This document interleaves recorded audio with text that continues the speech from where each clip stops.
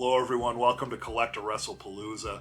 I'm extremely excited today. I just received in the mail the $1 Million Man, Ted DiBiase LJN, in excellent condition for that figure. I can't wait to open it. I'm going to open it. I'm going to open it on video, and I'm going to compare it to my one-man gang. We're going to have a face-off, and I'm going to tell you which one I like better, based on condition and just based on preference. And I want you to tell me which one you like better too. Enjoy. CollectAWrestlePalooza. CollectAWrestlePalooza. All right, let's get rolling, guys. You can see the gang is standing in the background and the DiBiase is still in his envelope. The reason I chose these two figures is they're both so prone to paint loss. This is from the Series 5 collection. I'm imagining my DiBiase is from Series 5 and not Series 6. Series 6 would have a duplicate DiBiase in the black card. It could be a black card DiBiase for all I know, but now that it's in raw condition, we'll never know. The Series 5 came out anywhere from, I've seen listed 1986 to 1988. I believe it's closer to 1988, but I don't know for sure. I'm going to look at his trunks in a second and see if they say the date. But the main thing about these figures is the base stock was black, so that black in his body, the entire figure was actually made out of that black rubber. And then the flesh tone was painted on. So you can imagine that as someone would be playing with this figure and he'd be receiving punches or doing body slams or clotheslines, that the paint would scuff off very, very easily. Now, folks that watch my channel know that I believe that this gang has a slight touch-up on the tip of the nose. It's very, very hard to tell, and I'm about 50-50, but the first clue is basically it's unheard of to find a gang with a completely painted face. And the second reason is the sheen on the tip of the nose is slightly different. However, I do think that this one was masterfully touched up. It's still in amazing condition, and this is one of my favorite figures that I own.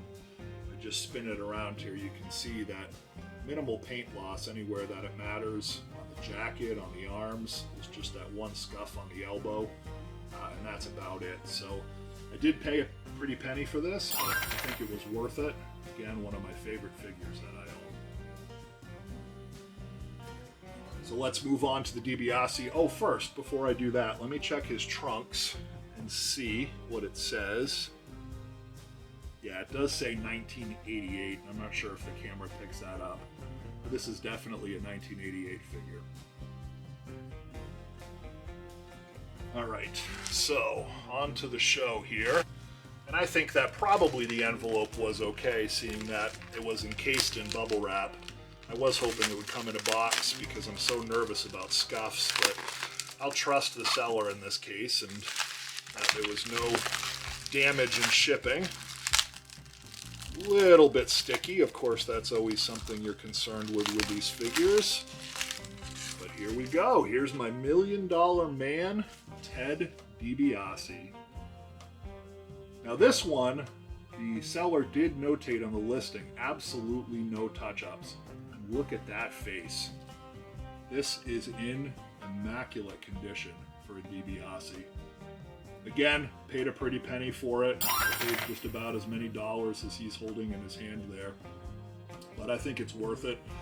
One for my enjoyment and then for the investment. I think that these black rubber figures that are in good shape are always going to command a premium just because they're so scarce.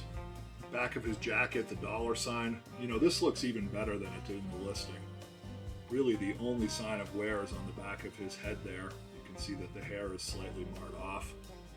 But his hands, in good shape. This hand, of course, has some scuffing. I'm sure that he gave some punches back in the day, but he didn't receive too many punches because the face looks to be in immaculate condition. So, very, very happy. So there are the two figures. Now I'm going to tell you which one is my favorite of the two. And this is just based on my first gut reaction from this DiBiase. I am still going to say it's the gang. Now why is that? Even though it potentially has a touch-up, which is one of my biggest pet peeves, it's the size and the scale of this figure. This thing is massive. I just love the facial expression on this figure. This was the first high-priced LJN that I purchased, and it will always have a special place in my collection. But I can say this DiBiase, in terms of condition, is actually in much better condition than I even thought looking at the listing. So I am very, very, very happy with it. And that does it for this week.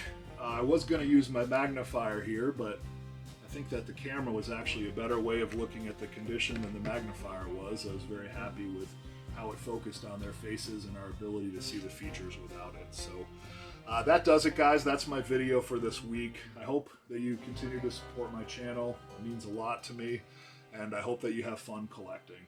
Take care. CollectAWrestlePalooza. CollectAWrestlePalooza.